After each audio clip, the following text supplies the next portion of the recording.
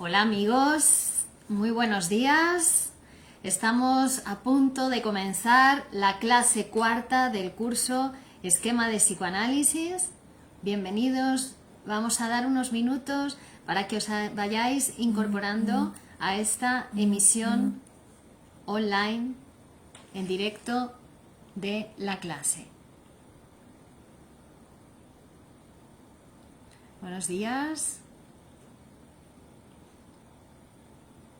Bienvenidos, bienvenidas, buen día a todos y comenzamos este martes de la mejor manera posible con poesía y psicoanálisis, con Grupo Cero.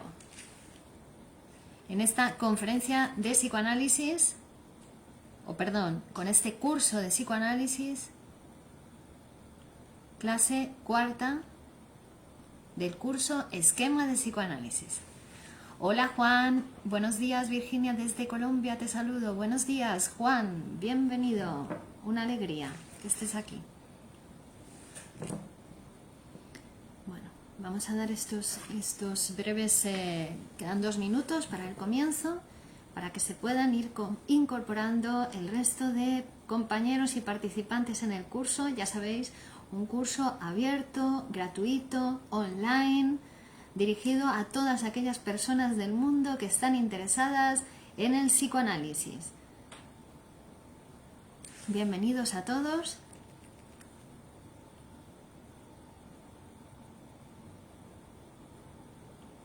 Vamos a compartir. Podéis compartir en vuestra página si lo deseáis. Y que otras personas también,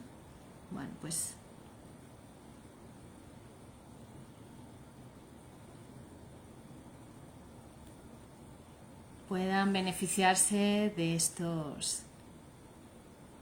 Muy bien, Carlos, buenos días. Puedan beneficiarse de estos encuentros gratuitos que son para todos, son para compartir, para que todo el mundo conozca de primera mano lo que es el psicoanálisis. Y en concreto con este curso estamos viendo también lo que ha sido la evolución de esa disciplina, esa nueva ciencia que es el psicoanálisis, que viene a ocuparse de los fenómenos de la salud mental y sobre todo de la causa psíquica que produce tanto los padecimientos psíquicos como la salud, por supuesto. Entonces, buenos días a todos. Bueno, es la hora, son las 11, entonces vamos a comenzar. Buenos días, bienvenidos, y a partir de aquí, pues todas las personas que se vayan incorporando, pues bienvenidos a esta fiesta del psicoanálisis. Hola Paqui Robles, buenos días. Bueno, pues estamos en la cuarta clase del curso Esquema del Psicoanálisis. Un curso gratuito, online, internacional, dirigido a todos, especialmente a las personas que están interesadas en el psicoanálisis en lengua castellana en todo el mundo. Y buenos días, saludos a todos, dice Paqui. Y mi nombre es Virginia Baldomino, soy psicóloga y psicoanalista de la Escuela de Psicoanálisis Grupo Cero. Este curso es un curso organizado gracias a la escuela, a la Asociación de Poesía y Psicoanálisis, Escuela de Poesía y Psicoanálisis Grupo Cero, en la que tengo el gusto, el placer y el honor de formarme desde hace ya bastantes años. Buen día Virginia, te saluda Silvia Villalobos de Buenos Aires, de Argentina. Hola, buenos días Silvia. Y que hoy voy a aprovechar la oportunidad para hablar de la escuela también y de sus fundamentos, ya que estamos haciendo este trabajo del esquema del psicoanálisis. Os hablo desde Madrid, España, donde se ubica la sede de la escuela y donde se encuentra el director de la escuela, Miguel Óscar Menasa, cuya escritura es nuestro pensamiento, es el pensamiento que articula tanto la poesía como el psicoanálisis, los estudios científicos derivados de la obra de Sigmund Freud, de la obra de Jacques Lacan y de la obra de Miguel Óscar Menasa, en articulación con ese instrumento de conocimiento que va abriendo el camino de las ciencias, que es la poesía. Y eso es Grupo Cero. Grupo Cero organiza este curso, Esquema del Psicoanálisis. Virginia Valdominos lo imparte. Virginia Valdominos está a vuestra disposición para todas aquellas personas que deseen comenzar un psicoanálisis, y todos aquellos que quieran formarse como psicoanalistas también pueden solicitar información y acercarse al Grupo Cero. Todo aquel que esté interesado en el psicoanálisis en el mundo entero, sin lugar a dudas va a toparse con el Grupo Cero en algún momento de su camino.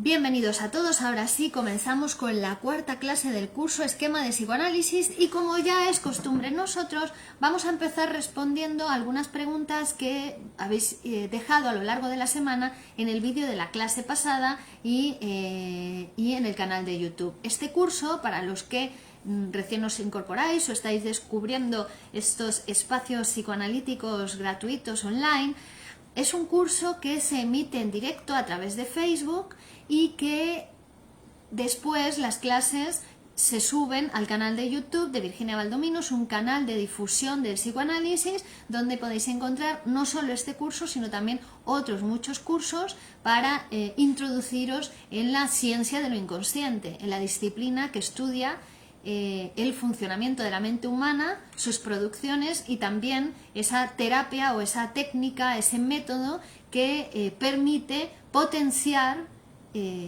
esa energía psíquica de la que disponemos y que muchas veces está obstaculizada en la neurosis, en los síntomas, en las inhibiciones, y por lo tanto no se puede poner en la materialidad, en el mundo, en el trabajo, en la sexualidad, en las relaciones, y que a una persona le limita mucho su vida. Entonces, esa técnica, esa terapia del psicoanálisis, ese método aplicado a la clínica, permite fomentar y potenciar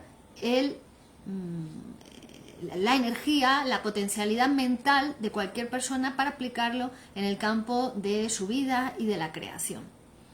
Entonces, Carlos Latorre nos preguntaba, dice, ¿tratan los mismos problemas de salud mental un psiquiatra y un psicoanalista? ¿Puede estar en la diferencia en las terapias distintas del tratamiento de la salud mental y la interpretación que hacen cada uno de ellos de esos problemas? Sí, por supuesto, son disciplinas diferentes. Una cosa es la psiquiatría y otra cosa es el psicoanálisis. A propósito de eso, vamos a hablar hoy en la clase lo que recomienda Sigmund Freud en ese sentido en cuanto a la formación de los psiquiatras. Indudablemente desde la psiquiatría se hace una aproximación biologicista de los problemas de la salud mental, es decir, se buscan en el organismo, ¿no? Pero precisamente todo el trabajo del psicoanálisis desde que Freud comienza sus investigaciones le llevan a separarse del orgánico, a decir que lo psíquico es una cosa distinta, es un continente diferente, no es no está, o no solo está en lo orgánico, y por supuesto el orgánico no es causa de lo psíquico, ¿no? Lo psíquico tiene sus propias causas, que son inconscientes, que están, como decimos, es otro campo de estudio, es otro continente científico, y bien es cierto que lo inconsciente, lo psíquico, tiene una afectación, tiene un impacto sobre lo orgánico. Más bien, desde el punto de vista de lo psíquico, es lo psíquico lo que produce lo orgánico, ¿no? Podríamos verlo en un ejemplo fácilmente cuando una persona le dicen un piropo y se sonroja, ¿no? No es, o sea, ha sido una cuestión psíquica, ha sido una frase, un pensamiento, una fantasía que ha despertado esa frase, lo que le ha hecho sonrojarse. Ahí vemos esa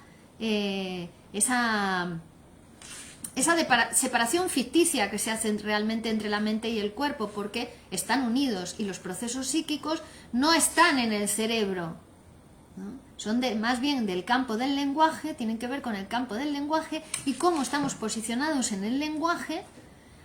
Eso va a tener unos resultados y unos efectos en nuestra vida, tanto personal, sexual, como también orgánica, en nuestro cuerpo.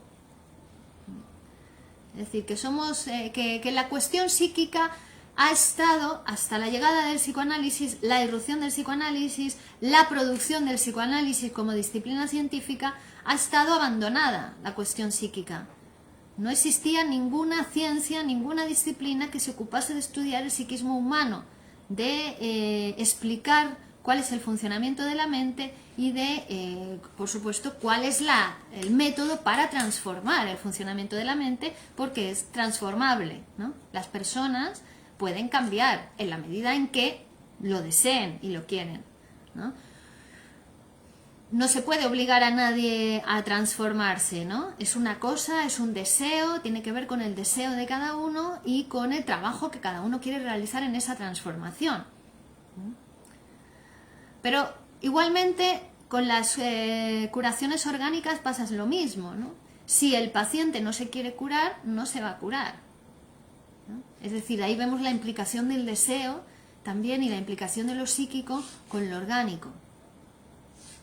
En muchas ocasiones y en muchas enfermedades es precisamente la falta de cumplimiento terapéutico, es decir, el incumplimiento terapéutico a la hora de tomar la medicación, lo que lleva a una persona a enfermarse gravemente o a no curarse de una determinada enfermedad, ¿no? Así, por ejemplo, el SIDA u otras enfermedades graves, ¿no? Es decir, que es el deseo es lo que nos mantiene en vida, ¿no? Y el psicoanálisis se ocupa del estudio, de la producción de ese deseo durante el tratamiento psicoanalítico del paciente, de su desear, ¿no? De poner esa máquina de desear en funcionamiento. Algo bien diferente a lo que hace la psiquiatría, ¿no? La psiquiatría que explica los trastornos psíquicos desde un punto de vista biológico, o en hacer la clasificación de esos trastornos psíquicos, está muy preocupada la psiquiatría para después medicarlos. Bueno, pues obviamente el alcance de esa aproximación va a ser muy limitado de cara a los procesos psíquicos, puesto que los procesos psíquicos no se curan con medicación, ¿no? Los procesos psíquicos requieren de un trabajo psíquico y, como estamos diciendo, si el psiquismo está estructurado como un lenguaje, el trabajo debe de implicar la palabra, debe implicar hablar, ¿no? Entonces el psicoanálisis se ocupa de hacer ese trabajo con el paciente, es decir, una apertura, es una apertura a su mundo psíquico, a la posibilidad de producir su historia de deseos, mientras que podríamos decir que la psiquiatría más bien trata de cerrar el mundo psíquico a base de medicación, ¿no? Que en muchas ocasiones, bueno, pues lo que hacen es generar un problema añadido, pues con las adicciones que se producen a los medicamentos, a los psicofármacos, que en el caso de los psíquicos son inadecuados, son tratamientos inadecuados, pueden llegar a ser contraproducentes, producen efectos secundarios, producen adicciones y no resuelven la problemática mental, la problemática psíquica que requiere de un abordamiento en profundidad de esa cuestión, de esa problemática, de esa relación que la persona tiene con su deseo, con el lenguaje, que no quiere ver, no quiere abordar y que en muchas ocasiones pues también es la propia persona la que busca esos tratamientos psiquiátricos, muchas veces como una venganza hacia un familiar, hacia una persona amada, ¿no? No quiere modificarse, no quiere cambiar nada, entonces es más fácil pues empastillarse, ¿no? Sería todo esto hablando de una psiquiatría, lo que sería la psiquiatría clásica, cuyo instrumento no permite abordar la cuestión mental ni la cuestión psíquica. También es cierto, que hoy lo vamos a ver en la clase, como ha habido también una psiquiatría que se ha acercado al psicoanálisis, ¿no? Que se ha acercado a la formación del psiquiatra también en el método y la técnica psicoanalítica, que eso es posible. De hecho, eso es lo aconsejable, eso es lo que recomendamos a todos los médicos psiquiatras, ¿no? Que aborden el manejo, su formación en el manejo de este método y esta técnica, que le van a permitir llegar a las causas psíquicas de las problemáticas de sus pacientes, llegar a esas causas psíquicas y poder modificarlas mediante el método psicoanalítico, ¿no? Es decir, si una persona se quiere curar, va al psicoanalista. Si una persona se quiere transformar, quiere ser mejor, quiere cambiar, quiere ser más lindo para las personas de su alrededor, más sano. Buenos días, Mariana. Buenos días, Wolfgang. más sano, más beneficioso para la salud de los demás, no solo para la suya, sino para los otros, quiere dar algo al mundo bueno y no solamente sus cagadas, ese se acerca al psicoanalista. Esa persona va a ir al psicoanálisis porque va a reconocer que hay algo en él o en ella que no anda bien, hay algo en él o en ella que tiene que ver con que, pues con todas las cuestiones que estudiamos en el psicoanálisis y que uno puede ir modificando. Pero, insistimos, es con un trabajo personal, ¿no? No es que el psicoanalista te vaya a transformar, ¿no? Que a veces hay personas que vienen al psicoanalista y quieren que el psicoanalista le diga algo que les transforme. El psicoanalista le va a ayudar a psicoanalizarse para transformarse, y eso precisamente también es lo que produce los efectos más duraderos en las personas, más duraderos, más estables, más verdaderos, ¿no? Porque a medida que uno se va conociendo y va conociendo de sí mismo sus deseos y cómo se ponen en juego en su vida diaria y cotidiana, ¿no? Que las cosas que le pasan tienen que ver con él o con ella, aunque sean cosas feas, aunque sean cosas patológicas, tienen que ver con el deseo de cada uno. Pero eso es lo inconsciente, eso es lo que está tapado, eso es lo que no vemos, pero que precisamente el método psicoanalítico nos permite, enciende la linterna de eso que uno no ve, ¿no? Por eso proporciona autoconocimiento y autotransformación. Ya decimos que la psiquiatría no hace nada de esto, que nació el psicoanálisis, que el nacimiento del psicoanálisis fue un requerimiento del siglo para el abordaje de las cuestiones psíquicas, del aparato psíquico, de la mente, que hasta ese momento en que Sigmund Freud escribe la interpretación de los sueños y funde el psicoanálisis, no existía este campo, no existía ese método, ¿no? Las cuestiones psíquicas, como hemos dicho anteriormente, se trataban de una manera, eran degenerados, ¿no? Las personas que padecían trastornos psicológicos eran personas que estaban rotas, que estaban estropeadas y a las que se les maltrataba también bastante, podemos decir. Y de hecho, hoy en día, pues quien no se acerca o no ha tenido la suerte de llegar al psicoanálisis o no lo ha querido o ha negado, ha cerrado todos los caminos para llegar al psicoanálisis, también es bastante maltratado por los sistemas, ¿no? Pero bueno, hoy en día, ¿quién no es maltratado por el sistema en el que vivimos? En general, es un sistema bastante maltratador para aquella persona que no está bien sostenida un pensamiento, que no está bien sostenida a ciertas herramientas y a ciertos métodos que le permitan estar fuerte en el mundo, pues más bien va de un lado para otro, o bien detrás de sus tiernas amadas, como dice Menasa en el poema, o peor, ¿no? Va por la calle pues ciego, ¿no? A su propia sobredeterminación, y entonces pues le agarra el camello y le hace drogadicto, le agarra el bar y le hace alcohólico, le agarra ¿no? Porque es digamos en manos de quien caes. Porque eso lo quiero ligar con la siguiente pregunta que hace Carlos, que en realidad es una pregunta para la conferencia del jueves de Psicología de las Masas y Análisis del Yo. Entonces la vamos a responder el jueves, pero algo me viene bien para hablar de lo que estoy hablando en este momento, porque él pregunta si una persona puede no seguir al líder y ser totalmente independiente en sus ideas, pensamientos, etcétera, si no se subordina a la voluntad de un líder o de un grupo.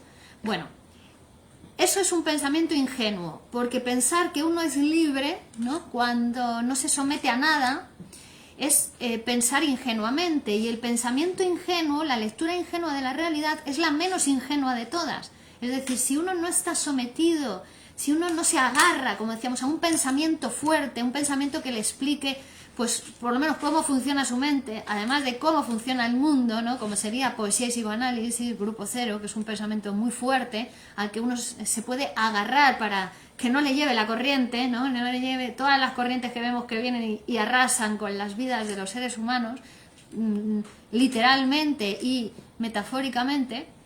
Bueno, pues cuando alguien no está sostenido a eso, está sostenido a cualquier otra cosa, está sostenido a la ideología dominante, está sostenido a la ideología que nos llega a través de la leche materna, la que mamamos desde que somos niños, ¿no?, que nos llega a través de la televisión, que nos llega a través del cine, que nos llega a través del aire, es decir, que nos llega por todos lados esa ideología dominante, que no es posible estar ajeno a ella, que más bien tienes que hacer un trabajo para para atarte a algo, a que no sea esa corriente ideológica que aliena, ¿no? Que nos aliena. Entonces uno tiene que hacer un trabajo para desalienarse, es decir, sacar algo que está puesto en uno y que realmente no pertenece a uno, pero que te pone a trabajar para el sistema, para otros, ¿no?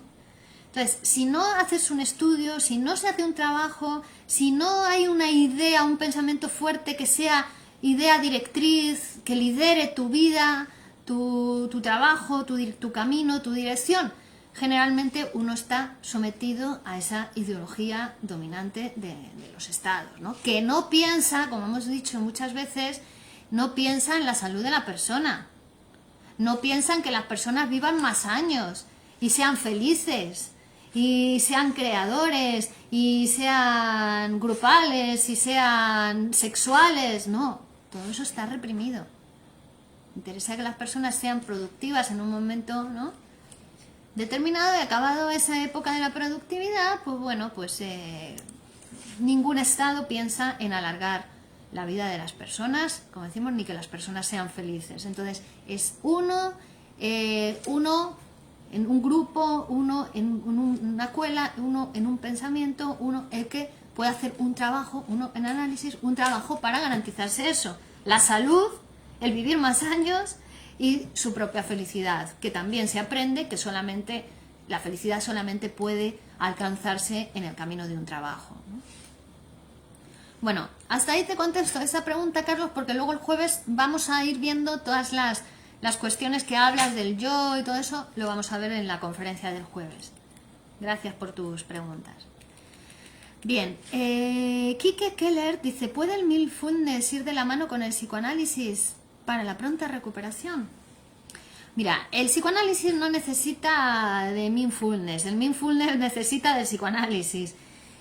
Entonces, la gente que hace mindfulness tienen que formarse en el psicoanálisis para conocer cómo funciona el psiquismo humano, cómo funciona la estructura de la mente, porque si no están trabajando a ciegas y en muchas ocasiones generan bastantes perjuicios en las empresas, en las personas, dicho por las propias empresas, ¿no?, por las propias organizaciones, donde se venden estas técnicas rápidas de todo, con tomar conciencia de técnicas que interesan la rapidez, pero eso produce efectos perjuiciosos para las organizaciones.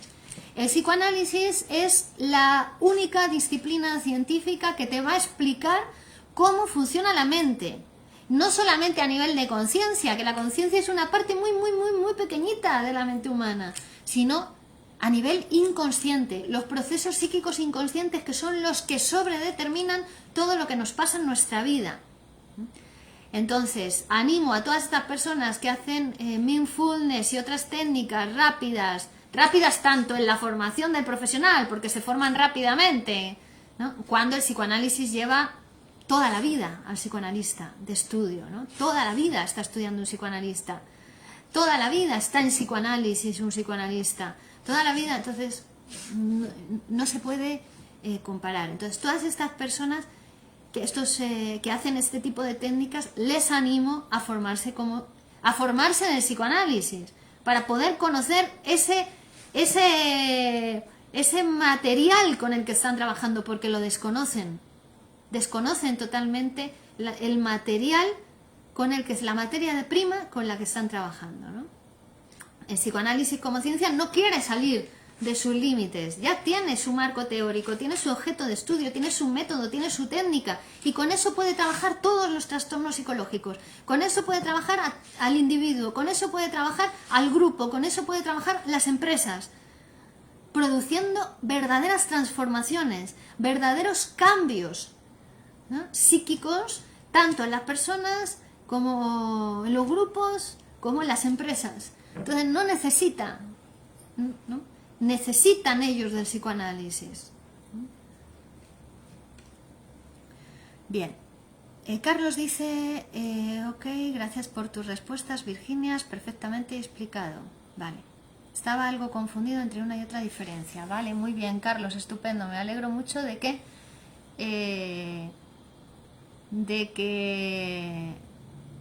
lo hayas entendido. El sistema, dice Juan, le conviene todo lo que reprime a los sujetos, por eso esa persecución, sobre todo por la academia hegemónica en contra del psicoanálisis. Efectivamente, ¿no? Y a veces incluso desde las propias instituciones y asociaciones psicoanalíticas han sido los menos psicoanalíticos, ¿no? Y han perseguido a los grandes aportadores del psicoanálisis, ¿no? Recordemos que Freud decía que desde que inició los primeros estudios psicoanalíticos, fue aportando, difundiendo los primeros resultados. Había una gran resistencia, encontró un gran encontronazo desde el punto de vista de la ciencia, de la medicina, desde todos, ¿no? ¿Por qué? Porque, claro, venía a hablar de cosas que están reprimidas en nosotros mismos, reprimidas en los investigadores, reprimidas en lo social. Entonces el psicoanálisis viene a traernos eso, que fue una necesidad social, fue un mandato social, era necesario ya en la historia de las ciencias la producción de ese nuevo continente científico, pero eso no deja de haber nunca resistencias en nadie, ni en el propio psicoanalista. Por eso es tan importante la formación del psicoanalista. Por eso el psicoanalista tiene que acudir a 1, 2, 3, 4, 5 grupos de estudio, tiene que tener varias sesiones de psicoanálisis semanales, tiene que supervisar, tiene que estar en grupos de lectura, etcétera, etcétera, porque tiene que ser muy sostenido por esa estructura, por una estructura psicoanalítica, por una estructura que piensa el psicoanálisis, que piensa el inconsciente, ¿no? Y que trabaja sobre el inconsciente de las personas e instituciones, como decíamos, ¿no? Si no, pasa lo que pasa, ¿no? Que el mundo, ¿no? Que uno está ciego, podemos hablar a nivel personal, está ciego sobre determinación y, bueno, pues se deja llevar por esas corrientes no muy saludables, por lo que vemos hoy en día en el mundo y cómo están funcionando las cosas. Bueno, y Silvia Amado preguntó, dice: Virginia, excelente tu clase como siempre. Ella es argentina y pregunta: ¿por qué dices que en Argentina se ha distorsionado un poco el psicoanálisis? Si me lo puedes responder en la próxima clase, te agradezco, gracias. Bueno, Silvina, en relación a esto que estaba diciendo ahora, tampoco ni me encuentro en una posición ni lo deseo tampoco hacer un estudio más pormenorizado del tema, pero en la medida en que el psicoanálisis se ha ido distorsionando, como decíamos, incluso desde el propio campo psicoanalítico. No es fácil ser psicoanalista, no es fácil formarse como psicoanalista. Es una disciplina exigente, ¿no? Es una disciplina que requiere esa sujeción, decíamos, ¿no? del candidato, esa formación permanente, esa formación continua, porque el psicoanálisis, su objeto de estudio es el inconsciente, y el inconsciente siempre está abierto, siempre aparece y desaparece. Entonces, cuando uno deja de estar en contacto con ese inconsciente de manera permanente, el inconsciente se esfuma, se va, desaparece. Entonces ya uno está trabajando sobre un imaginario, la imaginarización de lo inconsciente, hace una psicologización del psicoanálisis, y eso no es el psicoanálisis. Entonces, en ese sentido, se han ido produciendo degradaciones, distorsiones, desviaciones del psicoanálisis desde los primeros discípulos de Sigmund Freud. Ya lo vimos en la clase pasada, ¿no? Cómo se fueron desviando en aquellos conceptos fundamentales que no son fácilmente asumibles ni siquiera por los propios psicoanalistas, ni por estos que eran los discípulos de Freud. Entonces se fue distorsionando. Pero a colación de esto, seguramente que hoy voy a tener la oportunidad de esto que pregunta Silvina, de hablar de la fundación del Grupo Cero, que se fundó en el año 1971 en Argentina, en Buenos Aires, y que al final de la clase quiero leer ese manifiesto, el primer manifiesto del Grupo Cero, del que justamente este año, 2021, celebramos sus 60 años, ¿no? El primer manifiesto que se escribió, se publicó, se firmó por médicos psicoanalistas en el año 1971 en Buenos Aires, y os lo voy a leer para que podamos acercarnos a lo que es esa poesía de psicoanálisis, que podríamos decir que es el psicoanálisis más puro, que Menasa escribió que si el psicoanálisis no se montaba en la poesía no pasaba de siglo, y así fue montado en la poesía, en esa articulación poesía y psicoanálisis, que el psicoanálisis más puro, depurado por la poesía, llegó al siglo XXI, ¿no?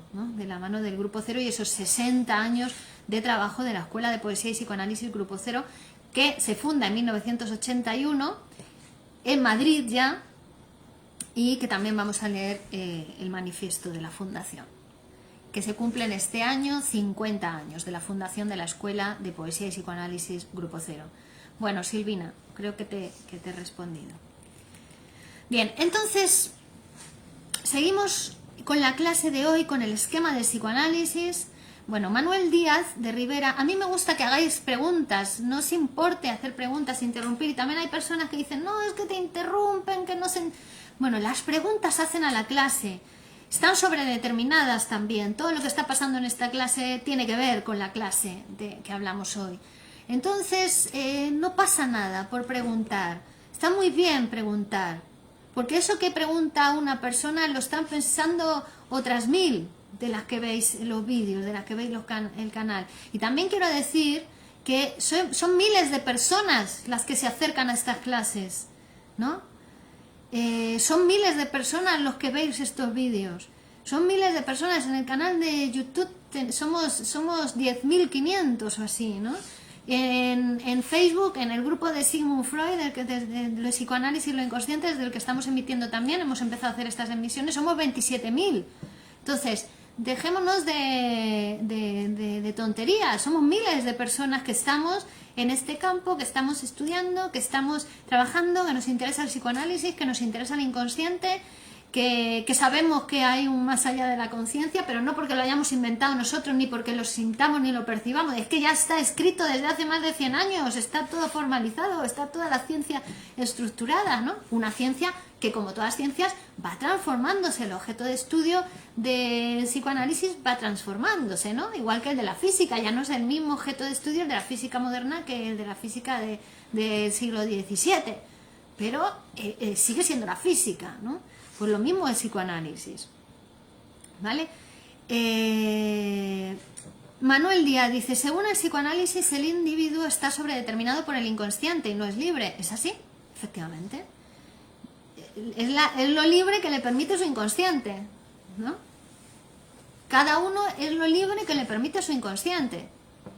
Es decir, cuando uno dice, yo quiero cantar, yo quiero pintar, pero no puedo. Bueno, ahí hay una contradicción. Ahí hay que psicoanalizarse, ¿no? Eso, justo el psicoanálisis es para eso. Cuando uno quiere y no puede, ahí esa contradicción es la que el psicoanálisis te va a acercar a ella, te va a proporcionar ese conocimiento acerca de eso y te va a permitir transformarlo. A medida que lo vas conociendo, lo vas transformando por interpretación. ¿De acuerdo? El diagnóstico viene con la transformación en el psicoanálisis. Otra diferencia con respecto a la psiquiatría, ¿no? Que el psicoanálisis no es que te dé un diagnóstico y te deje ahí detenido en el diagnóstico, no. Sabes que estabas deprimido cuando has salido ya de la depresión, estás en otra estructura psíquica, ¿no? En otra posición, porque la posición en el lenguaje puede ir cambiando, puede ir transformándose, ¿vale? Y por eso también decimos que la técnica del psicoanálisis, la asociación libre en transferencia, es libre, entre comillas, porque no es nunca libre, está ya sobredeterminada por tu deseo inconsciente, por lo que tu inconsciente te permite decir, ¿vale? Muy interesante.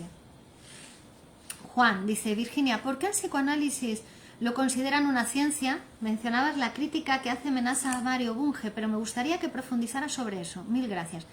Bueno, eso hay que ir a esa crítica, hay que ir al texto de Menasa porque está súper bien explicado. Es algo que no puedo resumir en 2 frases y mucho menos profundamente, pero os recomiendo leer ese texto, ¿no? Que podéis encontrar en la página web de la página de la Escuela de Poesía y Psicoanálisis Grupo Cero, www.grupocero.org. Podéis encontrar ese texto y también en el libro Las eternas relaciones de pareja de Miguel Óscar Menasa. ¿no? Porque es una complejidad, es un escrito de muchas páginas para mostrarlo, ¿no? Pero bueno, así a grandes rasgos decir que ya esa discusión casi que está pasada, ya recurren pues personas que no estudian mucho, porque ya se sabe que la ciencia no es un solo tronco, ¿no?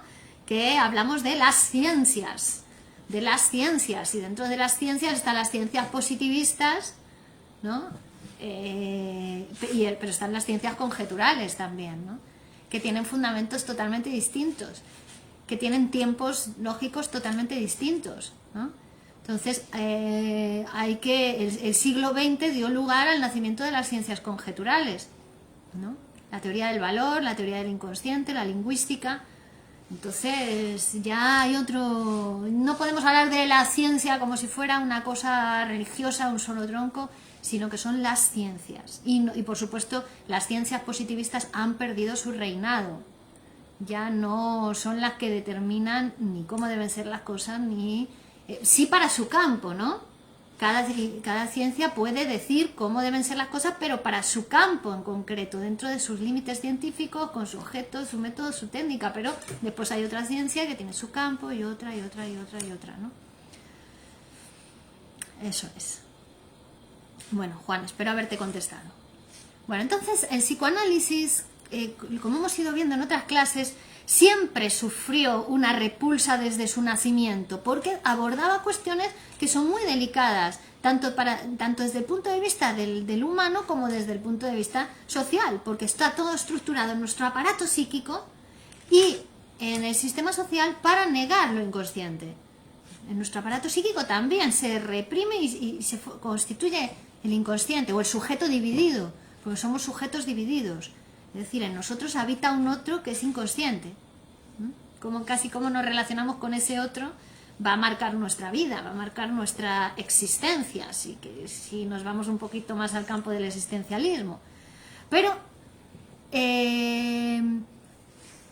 esas primeras publicaciones de Freud y sobre todo en las 2 décadas posteriores a la publicación de los estudios sobre la histeria, la interpretación de los sueños, van a producir una ruidosa repulsa por parte del mundo médico. Pero esa repulsa no fue lo suficientemente poderosa como para frenar el psicoanálisis, como para frenar el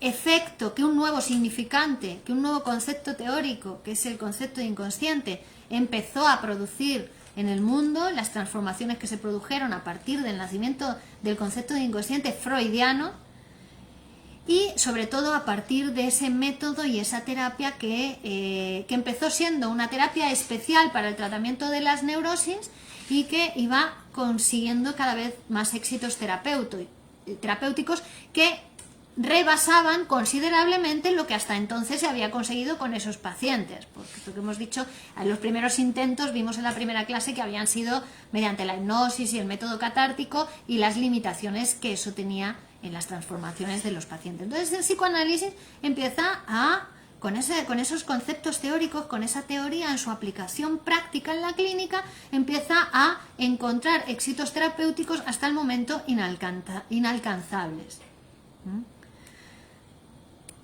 Y esa profundización en la teoría del psicoanálisis, esos esfuerzos que Freud y ya sus discípulos, ya esos allegados que empezaban a seguirle y fueron realizando a nivel teórico, bueno, pues lo que hicieron es que tanto la teoría psicoanalítica se fuese modificando, se fuese ampliando,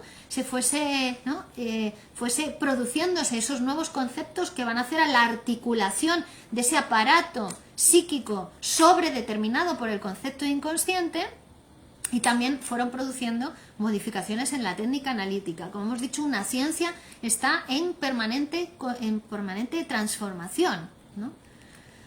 Entonces, en el curso de esa evolución de la técnica del psicoanálisis, se ha ido haciendo la técnica tan ardua como cualquier otra especialidad médica. Dijimos que para aprender la técnica, para adquirir la técnica del psicoanálisis, requiere un trabajo, un esfuerzo, una disciplina, estar al lado de otros mayores que ya tienen esa pericia psicoanalítica. Y entonces muchas veces por desconocimiento, a colación de lo que hablábamos antes en países y escuelas, ¿no? Dice Freud que sobre todo en Inglaterra, en Norteamérica, se pecó gravemente de que las personas leían el psicoanálisis y entonces adquirían un conocimiento literario del psicoanálisis y con eso ya se creían capacitadas para emprender tratamientos analíticos sin someterse antes a una iniciación práctica suficiente. Claro, cuando una persona, un profesional, ¿no?, que adquiere un conocimiento literario de psicoanálisis no se psicoanaliza, que sería esa iniciación práctica inicial al psicoanálisis y permanente, bueno, pues los resultados de esa conducta son nefastos, tanto para la ciencia, por una parte, como para los pacientes, por otra, y sobre todo van a contribuir muchísimo al descrédito del psicoanálisis, porque alguien que dice ser psicoanalista y no lo es, entonces dice cualquier cosa al paciente, interviene de cualquier manera, le escucha con sus propios prejuicios, porque no se psicoanaliza. Eso no es psicoanálisis, pero eso hace mucho daño al psicoanálisis, ¿no? Bueno, en 1920 ya se fundó la primera policlínica psicoanalítica en Berlín, que fue un paso de mucha importancia práctica, porque esa institución se esforzó en hacer accesible la terapia psicoanalítica a sectores más amplios y por otro lado se encargó de que los médicos se iniciaran en la práctica del análisis mediante un curso preparatorio que integraba como condición que el propio candidato a psicoanalista, que el médico, se sometiese a psicoanálisis, porque si no, como hemos dicho, no hay psicoanálisis sin psicoanálisis del psicoanalista. Es importantísimo en la formación de psicoanalistas. Por eso, un psicoanalista tiene que estar en formación en una escuela, tiene que estar bien amarrado, decíamos, tanto a su autoconocimiento y autotransformación como a lo que se le exige de preparación y de requisitos para ser un psicoanalista de esa escuela. Entre los conceptos que fueron fundamentales para que los médicos empezasen a aprender de alguna manera ese nuevo concepto teórico que era el inconsciente y esa disciplina científica que se estaba elaborando y desarrollando en torno a ese concepto teórico, uno de los que en primer lugar empezaron a ser objeto de estudio fue el término libido, ¿no? Que la libido significa esa energía psíquica, energía sexual, que es cuantitativamente medible y variable y que se refiere a una energía sexual, nuestra energía psíquica, nuestra energía mental es libido, es libidinal, es energía sexual, ¿no? Energía sexual que se orienta hacia los objetos exteriores del mundo y energía sexual entendida desde el punto de vista psicoanalítico, es decir, la ampliación que el psicoanálisis hace de sexualidad. Sexualidad, como ya hemos dicho, más allá de la genitalidad, incluye la genitalidad, pero no es solo la genitalidad. La sexualidad también incluye no solo la sexualidad adulta, sino también la sexualidad infantil. Bueno, de ese estudio de la libido se hizo necesario diferenciar entre lo que era la libido de objeto, libido objetal, libido sexual, es decir, la libido del sujeto puesta en el objeto exterior, o la libido narcisista, que es la libido, la energía sexual, detenida, digamos, en el propio yo del sujeto. Y cómo esos efectos recíprocos de estas dos fuerzas, libido objetal y libido narcisista, han permitido explicar muchos de los procesos de la vida psíquica, tanto normales como patológicos. Esta diferenciación trajo consigo la posibilidad de diferenciar entre dos tipos de neurosis, ¿no? Empezar a realizar una clasificación diagnóstica psicoanalítica, ¿no? Porque le permitió a Freud diferenciar entre lo que serían las neurosis de transferencia, la histeria, la neurosis obsesiva, la fobia, y las afecciones narcisistas, las psiconeurosis narcisistas, ¿no? en relación con eso que decíamos de que la libido sea objetal o que la libido sea narcisista, libido del yo. Bueno, en un principio se consideró que el objeto principal del psicoanálisis eran esas neurosis de transferencia, la histeria, la neurosis obsesiva, la fobia. De hecho, Freud, como ya hemos visto, empezó trabajando con esos casos de histeria principalmente y de neurosis obsesiva, y ahí el psicoanálisis, la terapia psicoanalítica era maravillosa, ¿no? Tenía unos efectos terapéuticos de un éxito inconcebible hasta el momento. Entonces empezó a pensar que el psicoanálisis servía para esas neurosis de transferencia, mientras que las otras neurosis, las neurosis narcisistas, ¿no? La psicosis, la melancolía, ¿no? Donde tienen más que ver esa patología con que la libido se queda en el sujeto, se queda en el yo, no se pone en relación con los objetos, no tiene objeto exterior. Bueno, entonces al principio parecía que la influencia terapéutica del psicoanálisis era menor en este tipo de patologías o en este tipo de neurosis narcisistas. Ahora vamos a ver que no es así, porque la teoría del psicoanálisis también rápidamente tuvo que contar entre sus pacientes con personas afectadas por neurosis narcisistas, lo que la psiquiatría llamaba psicosis funcionales, ¿no?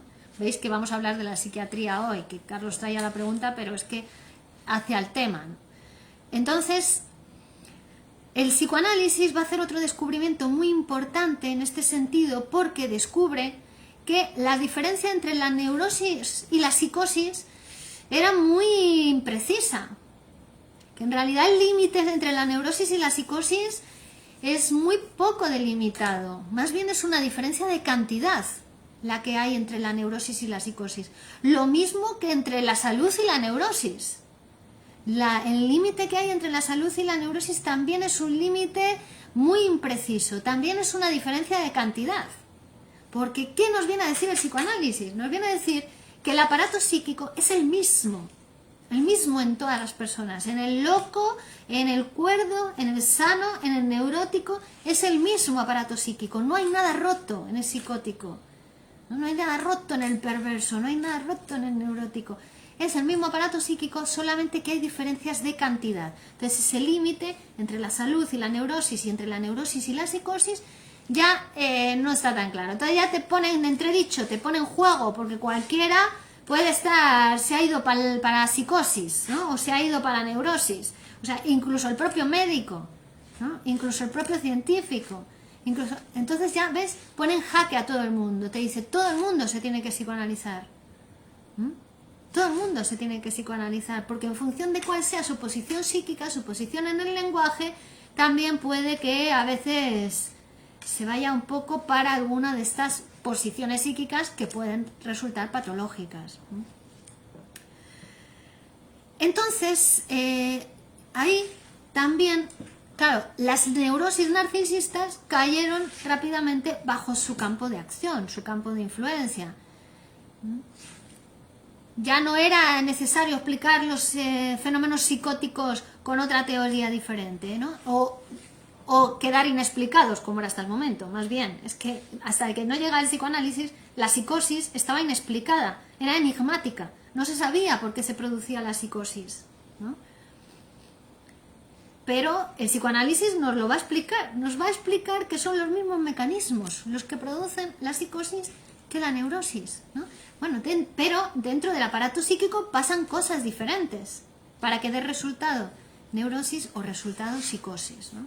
Son cuestiones de cantidad, pero que los mismos mecanismos psíquicos que se ponen en juego en la psicosis también se ponen en juego en la normalidad, ¿vale? Pero en la psicosis están exagerados, o en la neurosis están exagerados. Entonces ya deja de ser tan enigmático todas esas cuestiones cuando nace el psicoanálisis, porque le da explicación, le da teorización, explica, teoriza cómo funciona la mente, cómo funciona el aparato psíquico. Esa caja negra hasta el momento desconocida, el psicoanálisis nos la abre. El psicoanálisis siempre es una apertura, no se trata de cerrar, de concluir, es abrir, y ahí la persona se va transformando, se puede ir transformando, puede ser otro, puede hacer cosas que antes le parecían inimaginables, impensables, y ahora se ve que a medida que avanza su tratamiento psicoanalítico, se ve haciéndolas, ¿no? Pero claro, siempre llega un punto que es, ahora quiero otra cosa, y ahora otra, y otra, y otra, porque el deseo es así, el deseo es metonímico, se desplaza, ¿no? Bueno, entonces el psicoanálisis hizo comprensibles, accesibles las psicosis, las neurosis, que hasta el momento no se entendían. Freud hizo comprensible por medio de la investigación psicoanalítica un caso de paranoia, el caso Schreber. Tenéis un curso en el canal de YouTube donde hablamos de la paranoia, un curso de 4 o 5 clases que os va a encantar, canal de YouTube de Virginia Valdominos, lo podéis hacer gratuitamente. Y demuestra en ese caso de paranoia, el caso Schreber, ¿no?, cómo los mismos contenidos, ese complejo psíquico que se pone en juego en la paranoia es el mismo que en la neurosis simple y tiene un dinamismo análogo al de la normalidad. También Bleuler, estos discípulos que estaban al lado de Freud, empezaron a realizar estudios sobre la psicosis, ¿no? Bleuler, que va a estudiar en la clínica muchos casos de psicosis persiguiendo en ellos los mecanismos freudianos. Hasta el propio Jung conquistó consideración como analítico estudiando síntomas emergentes en la demencia precoz por la historia individual de tales enfermos, es decir, aplicando el método y el instrumento psicoanalítico antes de que Jung se hiciese romántico y abandonase el psicoanálisis, ¿no? Pero al principio sí que fue un discípulo. Bleuler va a llevar a cabo estudios que muestran las actitudes de los puntos de vista psicoanalíticos para la concepción de la psicosis. Por todo esto, Freud va a decir que la psiquiatría es el primer sector de aplicación del psicoanálisis. Es el primer sector donde se puede aplicar por cuál es el objeto de la psiquiatría, por los casos que trata el psiquiatra, ¿no? Entonces, ahí es de aplicación inmediata al psicoanálisis. Y aquí esos mismos psicoanalistas que habían profundizado en el estudio de las neurosis también fueron los que más hicieron contribuciones para la aclaración de la psicosis. Hay una unidad, una homogeneidad de todas las perturbaciones que se nos muestran como fenómenos neuróticos o como fenómenos psicóticos. Y cada vez es más convincente a pesar de la resistencia de los psiquiatras, ¿no? Que las resistencias más bien son de ahí, no de las ciencias. Las ciencias se encuentran, en determinados puntos se encuentran. Y una ciencia toma un concepto de otra o la derivación psicológica de un concepto para la utilización en su campo científico, y eso también permite que las ciencias vayan transformándose, ¿no? Se empieza a comprender, decía Freud, que solo el estudio psicoanalítico de las neurosis puede procurar la preparación necesaria para una comprensión de la psicosis, y que el psicoanálisis está llamado a hacer posible una psiquiatría científica, una psiquiatría que no se contente solamente con hacer una descripción de cuadros, de estados, una clasificación, ¿no?, psicopatológica, que no se contente con eso, que no se trata solo de clasificar la psicopatología, sino que se trata de poder entrar en el o poder desplegar el funcionamiento de la mente humana y sobre todo poder facilitar la transformación de la persona que viene a tratamiento, que viene a psicoanálisis. Y dejar de considerar, por tanto, esa psiquiatría no científica, podríamos decir, que se transforme en una psiquiatría científica donde deje también de perseguir los traumas orgánicos o anatómicos que provocan esas neurosis, porque ya hemos dicho que no tienen que ver con la anatomía, no tienen que ver con lo orgánico, sino que tienen que ver con lo psíquico, con el campo del lenguaje, y tampoco hay que buscarlo en ninguna cuestión tóxica, ¿no?, de neurotransmisores, tampoco. Todo eso son correlatos biológicos de lo psíquico. Lo psíquico tiene su propio campo de estudio, sus propios límites. Es una ciencia independiente, aparte del psicoanálisis, ¿no? Bueno, y para finalizar, también insistir en esta idea de que, aunque hayamos hablado de la energía sexual, de la libido, que llega a ser tan importante para el estudio psicoanalítico en el sentido de que nos permite incluso hasta diferenciar dos tipos de neurosis narcisistas y las neurosis de transferencia, pero insistir en que el psicoanálisis, porque a veces se le tacha de pansexualista, ¿no? Bueno, insistir que para el psicoanálisis no es solamente la energía sexual la que mueve el aparato, sino que también está la energía destructora, la energía destructiva, la energía de la destrucción, la pulsión de muerte, enfocada hacia el exterior, transformada entonces en impulso a destruir, o hacia el interior, el impulso a morir, a destruirse, a matarse, ¿no? Bueno, son las dos fuerzas que mueven el psiquismo. Entonces no es todo tan bonito ni tan romántico como quería Jung cuando se separó de Freud, porque no aceptó el concepto de pulsión de muerte.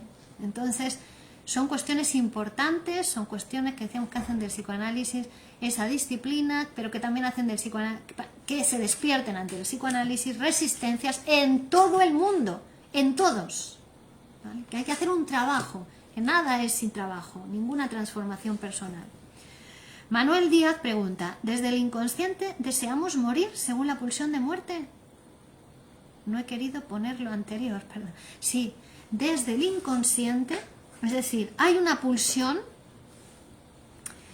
hay una fuerza en nosotros que nos lleva a la unión, a unirnos a los demás, a agruparnos en pareja, en familias, en grupos, en masa, a hacer el amor, a besar al otro, a juntarnos para hacer proyectos, para hacer un puente. Eso es la pulsión de vida, ¿no? La pulsión de vida es la que lleva a la unión. Pero hay otra fuerza que es la pulsión de muerte. Y la pulsión de muerte es la que produce la separación. Es decir, es la que hace que lleva a que te separes de tu pareja, que te separes del grupo, que te separes de la masa, que te separes del otro. Entonces es puntuación en realidad. La pulsión de muerte es muda, es puntuación. La pulsión de vida es ruidosa, es unión con el otro, es el lenguaje. La pulsión de muerte es puntuación, es silencio, es separación, ¿no? Para entender bien. Entonces pulsión de vida y pulsión de muerte siempre van juntas, son necesarias para la vida, las dos, porque te tienes que unir al otro, pero despegarte también, ¿no? Desde el principio te tienes que separar de la mamá, ¿no? Desde el principio interviene. Entonces es siempre unión, separación, alienación, desalienación, unión, ¿no? Separación. Y eso es para la vida, las dos trabajan para la vida, ¿no? Porque si le das un beso a tu enamorado y te quedas pegado a él permanentemente y no te separas, te mueres, te asfixias, ¿vale? Si te quedas con tu pareja todo el día encerrado y no sales a la calle a trabajar, también te mueres. Es decir, es unión, separación, pulsión de vida, pulsión de muerte. Pero eso es porque en el aparato psíquico hay una tendencia a la vuelta a lo inorgánico. En nosotros hay una tendencia a volver a ese estado inicial del que partimos antes de la vida, que es lo inorgánico. Y es indiscutible, porque es una tendencia que viene del futuro, porque tenemos que morir, porque nuestra condición es mortal. Es decir, es desde la muerte que compulsa, ¿no? La pulsión de muerte. Es desde el final, es desde el futuro, señoras y señores. Pero claro, cuando uno no acepta, no trabaja, no se cuida, entonces llega antes ese final. Cuando uno se acepta en él esa pulsión autodestructiva o destructiva hacia los demás, la trabaja, se cuida, entonces dura más, vive más años, llega más tarde ese final, ¿no? Porque todo el mundo vamos a morir, ¿no? Pero lo que nos diferencia es que cada uno va a morir, ¿no? Es la manera de morir la que determina tu manera de vivir. Pero entonces también uno puede transformar su manera de morir, ¿no? La puede cambiar. Si no, ya más o menos, ¿no? Tu vida ya va, en esa repetición se va viendo, o no ves nada, ¿no? Porque más bien es el psicoanálisis el que te ayuda a ver, te ayuda a salir de tu ceguera con respecto a ti, con respecto a tus relaciones, con respecto a los demás, ¿no? Que no somos no somos santos, no somos buenos, tampoco somos malos, somos pulsión de vida, pulsión de muerte, cómo se van articulando, cómo se van separando, producen en ti los síntomas, producen en ti esas complejidades con las relaciones, producen que uno se encuentre solo, que no ame a nadie o que nadie le ame, o que tiene problemas familiares, que tiene... Entonces, eso es lo que hay que desplegar en el análisis. La persona se tumba en el diván y a partir de ahí empieza a construir un nuevo mundo, un nuevo continente, pero para su vida, porque ya el psicoanálisis está. El concepto inconsciente está descrito, ¿no? Pero lo que cada uno tiene que construir en su psicoanálisis es su propio inconsciente. Escuché de un psicoanalista que mencionaba que Freud decía que alguien sano era aquel que podía amar y trabajar. ¿Quién puede ser sano? Bueno, pues todo el mundo en la medida que haga un trabajo hacia ese estado, digamos, que a lo mejor es más o menos inalcanzable o no, que es el estado de salud, pero hay que hacer un trabajo para acercarse a ese estado de salud. El otro día alguien me preguntaba cuál sería como la sociedad civilizada o cuál debería ser la evolución de la sociedad civilizada, hacia dónde ir, pues hacia la salud, hacia el bienestar de las personas, ¿no? Hacia vivir más años, vivir mejor. Eso es la salud, pero para eso hay que hacer un trabajo. No viene solo, ¿no? Que uno piensa que nace y ya viene solo todo eso. No, no. El psiquismo se construye y la salud también hay que construirla. No estás sola. Si abandonas ese campo de trabajo, si no lo haces, pues vives no se sabe en qué deseos, en qué pensamientos, no se sabe. Y sí, Freud dice que la persona sana es aquella que puede amar y trabajar. Bueno, para terminar con la clase de hoy, me gustaría leeros el primer manifiesto del Grupo Cero, que fue escrito en 1971 en Buenos Aires. Está en este libro, Poesía y Psicoanálisis. Dice Manuel, muchas gracias, ojalá todas las personas fueran como tú. Bueno, todos somos diferentes unos a otros, pero lo que sí que se puede transmitir es el deseo. Así que contagiémonos, ¿no? del deseo, pero después todos vamos a ser diferentes. Esa es la belleza también, ¿no? Esa es la diferencia, también es donde hay que aspirar, a la diferencia y a tolerar la diferencia, y que cada uno sea diferentemente bello a los demás, ¿no? Diferentemente sano a los demás, diferentemente creador a los demás, ¿no? Diferentemente grande con respecto a los demás, pero así podremos crecer todos, ¿no? Ser grandes hombres, grandes mujeres, también con trabajo, no se puede sin trabajo. Así que empezar a plantearos qué trabajo queréis hacer sobre vosotros para ser grandes, para ser hombres, para ser mujeres, para ser sanos.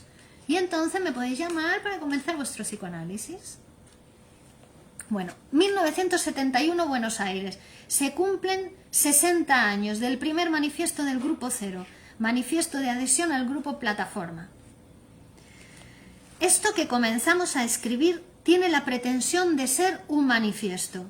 Manifiesto de adhesión si se quiere, o bien, verdaderamente dicho, manifiesto de ruptura, ya que toda adhesión lleva irremediablemente en su seno un sí y un no. O, para decirlo de una manera menos alusiva, todo encuentro lleva consigo, y esto es verdad, por lo menos una separación. Manifiesto que en el mismo momento de su creación no sabemos si podrá alcanzar o bien si seremos capaces de hacerle alcanzar la publicidad que deseamos que tenga. Queremos explicar que la manera más desordenada posible a qué y a quiénes adherimos y quiénes somos. Nuestros dedos índices, nacidos para señalar, apuntan y se regocijan con ello, aquello que superficialmente puede ser visto como un simple acto de rebeldía de algunos hijos díscolos de la gran familia patriarcal que significó y que sigue significando para algunos la APA, Asociación Psicoanalítica Argentina. Pero nosotros sabemos que apuntamos a un producto acabado que ha demandado para su producción largos años de trabajo. Y si bien es cierto que su último artífice ha sido el grupo Plataforma, no podemos olvidar que la posibilidad de esta ruptura que hoy se produce en la APA, marcando tal vez el comienzo de una nueva historia teórico-práctica para el psicoanálisis en la Argentina, estaba puesta en el mismo momento de la fundación. Cuando el doctor Enrique Pichon Rivière, uno de sus fundadores, se somete a la propuesta de psicoanalizarse con otro de los fundadores, el doctor Ángel Garma, dice: yo me voy a psicoanalizar con él, pero él va a tener que aprender muchas cosas de mí. Relación terapéutica que termina a los 4 meses de iniciada, cuando la madre de Ángel Garma muerde las entrañas de Pichon Rivière. Fin de una relación terapéutica y comienzo de una rajadura en el seno de la APA que provoca una separación en 2 grupos tan definitivamente separados y distintos como la separación definitiva e inmortal que produce el acontecimiento de la represión originaria en el aparato psíquico, fundando 2 instancias, el inconsciente y el preconsciente, irreconciliables y diferentes de ahí para siempre. Un grupo que piensa y que determina. Su líder, Enrique Pichon Rivière. Sus vicisitudes, la lucha contra la represión. Otro grupo que aparece y que crea la falsa ilusión de ser el único. Sus líderes, los otros. Sus vicisitudes, no pensar, reprimir, ocultar. Grupo que no podrá pensar porque de ninguna manera el tiempo de matar puede ser el tiempo de la creación. Y no nos vengan a preguntar de dónde sacamos todo esto, porque como ustedes saben, o por lo menos debieran saber, la fantasía se constituye por aprécup. Otros nombres, otros recuerdos, otros acontecimientos, más conocidos por ustedes, mejor recordados por ustedes, habrán marcado a su manera de historia de esa ruptura. Dejaremos que ustedes los nombren, que ustedes los recuerden. Sin embargo, no podemos dejar de mencionar algo que nos muestra claramente que las guerras son terribles, que siempre alguien tiene que morir, que hay cicatrices de la guerra, huellas de la guerra que son muy dolorosas porque acontecen en los seres queridos. Estamos diciendo que lamentamos la muerte de José Bleger, de nuestro querido Pepe Bleger, que desde el inicio luchó por todas las posibles aperturas del movimiento psicoanalítico, cometiendo muchos errores, es cierto, pero iniciando muchas líneas de pensamiento de un valor inestimable, pero que tal vez por los años a veces hacen estas cosas, tal vez por las malas compañías a veces influyen realmente, en el momento de elegir, en lugar de elegir la vida, elige la muerte. Esto es solo un ejemplo. Pensamos que debe haber otros. Las guerras son terribles. En nuestro inicio solo había una claridad, solo una luz, nuestra firme y diríamos valiente decisión en su momento de no entrar en la APA. Nuestra decisión no la tomamos solos. Nos ayudaron y nos alentaron tal vez muchas personas, pero solo algunos nombres aparecen nítidos. Juan Carlos de Brasi, Armando Bauleo, Raúl Sciarretta, que desde la incertidumbre de la teoría o bien desde la certidumbre de la ideología nos enseñaron que había una sola manera de pensar y que esta manera acontecía en la clandestinidad, fuera de toda institución, en la incertidumbre, fuera de toda seguridad psicológica, en el silencio, a espaldas de la represión. Cuando nos constituimos en grupo de trabajo, principios de 1970, nos unimos Sergio Larriera, Roberto Molero y Miguel Menasa, que éramos el grupo primitivo con Horacio Valla, Guillermo Bristow y Jorge Nonini, que por otros caminos habían llegado a saber lo mismo. Ya entonces otras claridades alumbraban nuestras miradas. Sabíamos, nuestro conocimiento, nuestra manera de pensar era distinta porque no habíamos entrado en la APA. Para decirlo de una manera salvaje, en nuestras cabezas resonaban claridades inimaginables. El primer manifiesto surrealista, cuando Breton acomete ferozmente contra el movimiento Dada y abandona de una vez para siempre la seguridad por la inseguridad. Cuando propone sembrar hijos por cualquier parte. Cuando elige la poesía.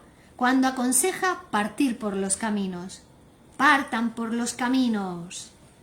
El Neruda de residencia en la tierra, el Pavese de trabajar cansa, el Faulkner de mientras yo agonizo o de palmeras salvajes, el Sartre que nos hablaba empecinadamente de la libertad que nunca consiguió, el Joyce de Ulises, el Miller que a los 40 años decide dejar la oficina para ser el escritor que se burlaría de todos y de él mismo, porque al final es lo mismo, la muerte es inevitable.